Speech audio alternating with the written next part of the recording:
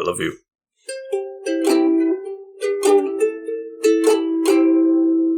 Welcome back, Couch Potatoes. Good to see you coming through that front door. I am the Green Traveler from Gorsh. And I am the Faceless Leon. And I am here to say that we should have our own spinoff.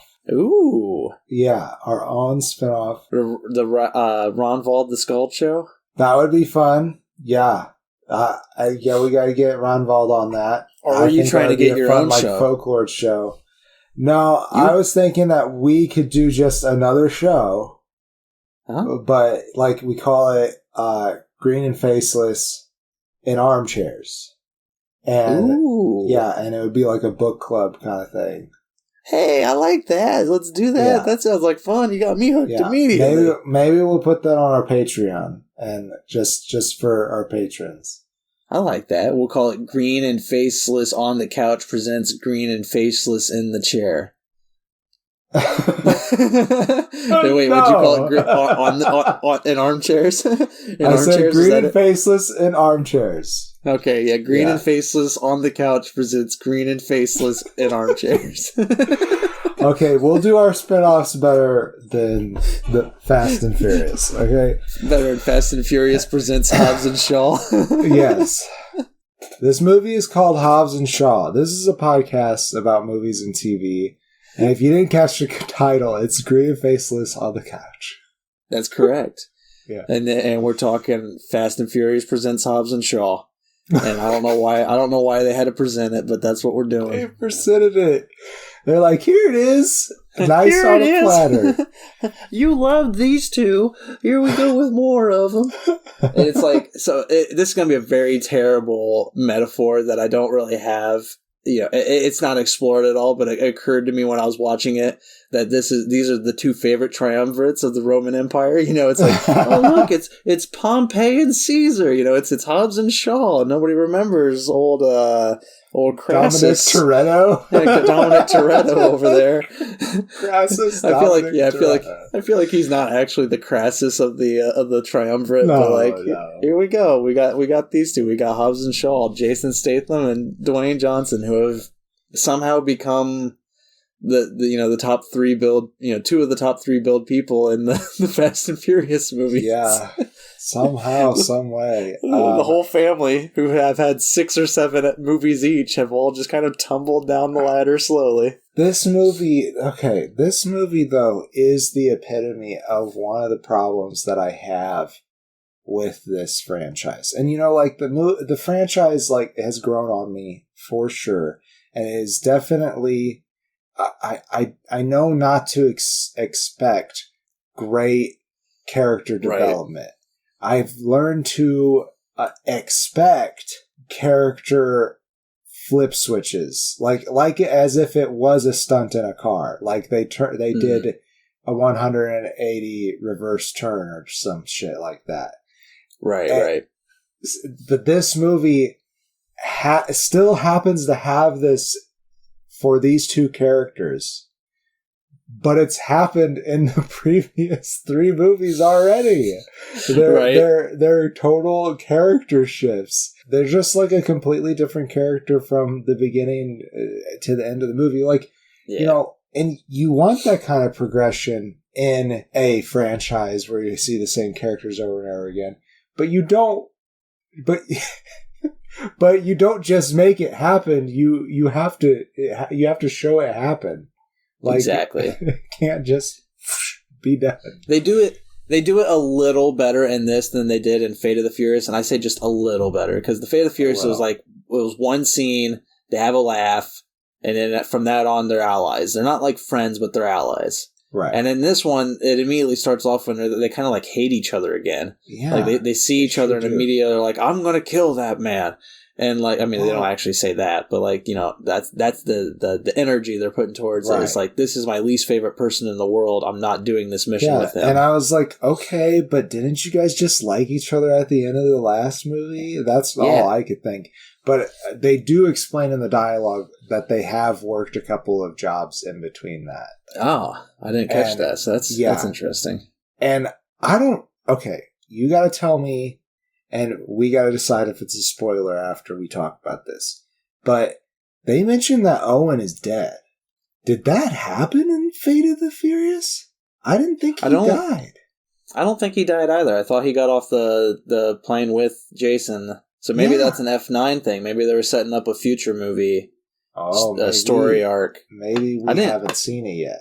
See, that's the thing with the Fast and Furious movies. I don't think I pay attention to the dialogue because I didn't catch that at all. I didn't know you So I say we keep it in because I didn't know Owen was dead either. I was still calling him Wayne.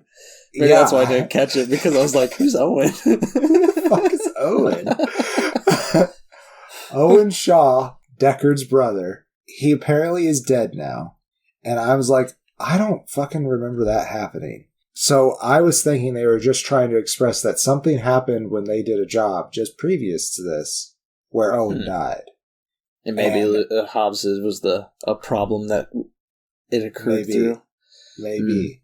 So, like, they tried to justify it through that, but it still just seemed kind of weird that they were kind of cool at the end of the last movie and then just not at all.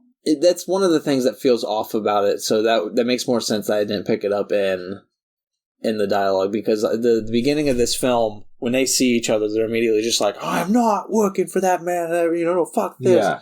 And, like, it just feels weird to me, because it's like, when I saw that, I was like, but you guys had reached, like, a friendship, not a friendship level, but, like, an allyship, so it was really weird, so that makes more sense, knowing that now. But I do like how this movie opens up with them. It shows their differences, it makes, it does the good buddy cop thing. It gives each enough screen time, and equal screen time, sets up their character, sets up their personalities before they get together for the big job. And as a buddy cop film, I say I like the first, hour or so of this movie. Like, it's really well handled. I don't really care for I don't remember the story behind anything. No. Yeah. A lot of this movie is just big set pieces, like big action set pieces, and so it kind of just keeps slipping my mind, except for the huge stunts and everything that's going on there. I think I can summarize the plot, but you gotta help me channel my energies, because it was kind of a slippery slope. I do know that in the middle of this movie, I stopped paying attention. All of a sudden, everything shifted. And I honestly I thought that I liked the second part a little bit more, honestly. But I didn't think it was incorporated in the film very well. Yeah, I'm not saying I didn't like the second part. I'm just saying that I liked the first part as a buddy cop. I don't like a lot of what's going on, because it's kind of just blah and, crazy over-the-top action scenes. It's just Fast and Furious, but with only Hobbs and Shaw. And, it's still fun to watch and entertaining. But what I enjoyed the most about it was that buddy cop stuff. Right. Because when they get together and they start performing, again, just like in the last movie, Johnson and Statham have a good chemistry together. They do. They know they play off each other really well, and they make all these, I'm better than you, and this action kind of a role, joke. They attack each other through humor really well, and it's a lot of fun. But that first, I don't know. The whole first half of this movie is just giant action scenes that it's just now we're at an escape assembly. Now we're doing this kind of a fight scene. And the director is David Leitch, who came to prominence with Chris Stileski through John Wick. They co-directed John Wick together. Okay. And then David Leitch has since gone on to direct Atomic Blonde and Deadpool 2. So, he's becoming more prominent. So, he's decent. I'll say those movies are decent, and he does a good action scene. There's a lot of good stunt choreography in this film. With Idris Elba's character is this super powered human being. He's got they brought in Perfect Cell is how I feel. I'm more out of the podcast than in the podcast. I've been comparing this series to DBZ. So he definitely does feel like Perfect Cell jumping in, but neither of these guys are Goku. Yeah, right. They're both Vegeta. Okay, Dwayne Johnson is more of what's his name? Tien Shinha? Oh, that's not it. Oh. He's the one with the third eye. Yes, I can get down that. I think that was right. Because Tien. Yeah. Because he's more of a anti-hero villain when he's first presented, because he's just a law enforcement guy doing his job. You know, he's just trying to track down the hunter guy. That's true. And then he became part of the family, whereas Deckard is 100% Vegeta. 100%, no doubt about that. But he has more of a... oh, God. Let's move on from DBZ. I think we've lost the metaphor. But continuing slightly with it, even though it's not the point we were making, the villain in this is Idris Elba. He is the the ultra powered, perfect cell kind of character that you were saying. But like, he's not the overarching villain. The overarching villain is this computerized voice called like the director or whatever. We don't know who it is. Yeah. At the end of the movie, we still don't know who it is. They haven't implied yet. I think. I thought that they did. Who do you think they thought it made? They made it. I believe it was Madam M, Eliza Gonzalez. Oh, I don't remember that at all. Like I thought it was a scene where she has. This is a spoiler, but I don't know. It is convoluted. I remember walking out of the theater not knowing who it was, and then seeing a bunch of articles like, who is the director? Is it Charlize Theron from Fate of the Furious? Is it this person? Is it somebody way back in movie 3? Like, I remember people not knowing, so... I thought they were alluding to that character because she was in contact with Brixton, Idris Elba's character. I don't know, maybe. I don't even remember who Madam M is. Like, she makes out with Shaw. That's all. I'm trying to remember this scene. Oh, I remember. Yeah, because then Shaw's sister and Johnson are just like, ew. Like, okay, I remember who you're talking about. Okay, interesting. Yeah, I don't remember. That really was the part of the movie that I stopped paying attention. So that's not really fair of me to say that. I just felt at the end that they were alluding to that character. Maybe it's an F9 thing. Maybe we'll find out in the next movie. Maybe we'll find out. Who knows? Maybe this was all to set up F9. Or maybe it's all to set up F9.5, which is Fast and Furious 9.5 presents Hobbs and Shaw 2. The Shabzaning. The Shabzaning.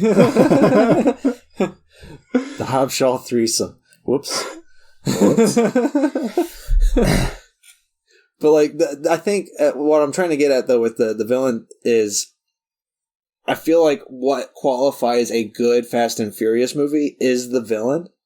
So it's like, 1, 2, and 3, and 4, kind of like, whatever. 5, whatever. 6, you get Luke Evans, you're like, that was a pretty good villain. 7, you get Deckard Shaw, and you're like, that was a really good villain. 8 goes back to Charlize Theron, great actor, bad villain, and you're just kind of like, Garlic Jr. Yeah. And now you're here with this, like, this computer disembodied voice, and it's just like, I'm not impelled by this. I don't care.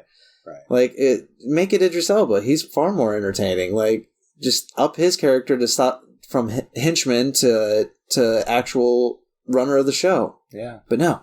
But the action scenes, I guess, the remembering a long time ago, my point from it all, the action scenes with Idris Elba's character, because he is a super-powered human, they slow down the scenes a little bit sometimes, and you get to see his movements, and it's fun. It's really good. Yeah, good choreography. I like his Batman bike for sure. Yeah. That's more what I'm talking about. It's so good. Yeah, he has got a lot of great moments with that bike. But it's also, though, every time, I mean, I don't know, this is not really a spoiler, but every time Shaw one-ups him, and he gets in an accident, almost every time. But he's nigh impervious. Right. Yeah, that kept making me mad that he would get him in an accident and be like, all right, now we're free. It's like, you telling me the dude can't just run to the next car, punch the driver out of it, get in that car, and follow you guys? Yeah, he is a super soldier. They brought in super soldier into this universe now. Now you have to worry about that. It's not just guys who are able to swing around wrenches like they're fucking nothing. It is also people who are given that ability and more from technology. Right. It's just so stupid, and I love it. That's how they one up the last movie. You know, being a spinoff, they can't completely outdo the last film. They can't go so crazy above and beyond. Yeah, it's just a spinoff. It's got to start small, and so that small was superhumans. Sure, just explore a new element of the verse. Yeah, exactly. It's you do your own thing. It's funny. No, it's dumb as shit. And I do like it, though. Like, I like Idris Elba. He really hams it up hardcore, and it's a lot of fun. Yeah, there's a bit of a revenge thing against Shaw, too. Yeah, and they try to kind of do that reverse thing at the end with his character, too, where they try to bring him to the good side, and it's just like, what? Why? Like, it feels really weird at the end. Yeah, it does. They tried to be Dom, and they just kind of do it. They were Dom. they were Caesar and Pompey. Needed Kravis. Fuck yeah. So let's talk about Vanessa Kirby, because I did like Hattie. Please. I really did. Oh God, I loved. She was Hattie great. Is Shaw's sister. There's a bunch of flashbacks with him doing like silly things that kids shouldn't be doing, like blowing up safes and stuff. No Owen, but you know. Yeah, he was. Yeah, fuck him. He's really gone. He's fucking. I wonder if there's he's gone from the past too. I wonder if Luke Evans said something and they were just like, you know what, you're out of the family now. Get lost. He's like, I was the first Shaw. You're all forgetting about me, but I was the first. Also, speaking of the Shaw family, we do get Queenie. Helen Mirren does return. And there's some fun bits with that. Yeah, that's the one specific scene where she returns, where she's just having a conversation with Deckard. That's funny. That was a really good scene. So funny. Yes, it was. But back to Vanessa Kirby, like you were, she was phenomenal. I loved her in her action scenes. I loved her playing off of both Shaw and Johnson. Like, you really did get a good sibling vibe from her and Jason Statham. Definitely. And they didn't over sexualize her, which I thought was nice. There was still at the beginning those classic Fast and Furious shots of party girls, but it wouldn't be the series without that. You do have the alpha male arguing between Statham, who is protecting his sister, and Johnson, who is, in Statham's mind, a clear romantic interest for his sister. And they have this one great moment on an airplane where Chris Hart interrupts, and Chris Hart is so fucking funny in this film too. I love just a cameo, really. Yeah. It's so good. It's a long one. It's a really long, drawn-out cameo. That's so funny. Oh, and he has moments where his joke falls flat. I feel like it wasn't scripted to fall flat, but how he plays that moment, and how Johnson and Statham are both reacting what the fuck? It's so good. Oh, he's so fun. But that moment on the airplane though, where Statham and Johnson are just talking about Statham's sister, Hattie. They have this funny moment where Dwayne is kind of progressive, but also he's like that meme where it's the almost politically correct redneck. Yeah, I believe it's something along the lines of, "Hey, listen, man, it's the 21st century. She's one of the most badass women I've ever met. She has the right to make her own decisions. And if one of those decisions is to climb on this, I'm gonna let it happen." I think he uses the words "climb atop this meat mountain." yeah, something like that. Yeah, or climb this pine tree or something like that. Oh my god, it's bad. Dwayne has some really good comedic moments in this film. He actually does get to be, his charming self at times. It's a lot of fun. But in other movies, it feels like he's been a little stunted by not being the top bill. It's got to focus on other people, and he doesn't get as many good one-liners. But here, him and Statham have almost equal time. So does Vanessa Kirby. She gets a lot of good screen time and a lot of good moments. I really like that Hattie. Yeah. I just, it's definitely the best that the series has done with the female character so far. Right. I can agree with that Definitely. because, yeah, she got to be almost more badass than they did at times. Yeah. And then at the very end, they make her... So this film is very derivative of Mission Impossible 2. It is like almost the exact same plot line. I don't know if you've seen Mission Impossible 2. I have seen it, but I did not pay attention to it. Yeah, so there's Mission Impossible 2 is like this film, and where it kind of just gets forgotten about in the whole franchise. I do think Hobbs and Shaw is better than some of the Fast and Furious movies. I can agree with that. It's definitely in the middle lower ground area. But like with Mission Impossible 2, it's, you know, there's this disease and somebody takes that disease into them, so you can't, you know, the bad guy wants the disease, but he can't kill the person with the disease because then he would lose the disease. So he's got to extract it from them or spread it. Which they do, but I think they want to do it as an attack. Right. So. And instead they want to extract it and use it as a weapon. So that's the exact same that's going on here. Hattie has this thing implanted in her. I don't remember if it's a disease or something, but like she has it implanted in her. It's in her blood system, but it's gonna do something bad to her if they can't get it out. It's in these capsules in her palm. Yeah, that's right. But they can't just rip them out because they're programmed to spread if they're attacked or whatever. They explain everything in a few lines to just kind of glaze over it. And they can't just cut off her hand or anything. Like it's a whole ordeal because the hand would become infected. But at the very end, it becomes that Hattie just kind of becomes like a damsel in distress, right. You know, and they're just trying to play keep away. So they do fail the female character kind of at the end, and that's when it gets like hardcore Mission Impossible 2, and it's like, okay, like you guys it's very similar, and I'm just like, come on guys, like the only thing you're missing is the face mask. Face swapping thing that Mission Impossible 2 does. Everything else is almost on point. So since we reached the end of the movie, about 45 minutes left of the movie, Hobbs, though I do believe Dwayne probably had a big chunk of the decision making here. They go to Samoa, and I think it was just for Dwayne Johnson to show off the beautiful landscape of Samoa and have some great, Samoan talent be his family. I thought it was really kind of endearing, and honestly, that was my favorite part of the movie, getting to experience that, because it's not really a culture that we talk about that much in our media at all. Yeah. So I'm glad that Dwayne Johnson got that opportunity, and I really honestly liked all the family elements. It just really felt like a completely different movie. Yeah, it's a huge tone shift. Yeah, but that's when it becomes proper Fast and Furious, though, because you've had fast action race scenes earlier in this movie, but you get a fast action race scene with family on Samoa, and that's important. What Fast and Furious is about, exactly. So like that's when the movie does kind of start feeling more like a recent Fast and Furious movie. Right. So with that, do you think you're ready for some closing statements? Yeah, I'm ready for it. Like, I mean, I still enjoyed it. It's still a fun movie. It definitely does have like weird third act structure where it's like the first one is kind of setting things up.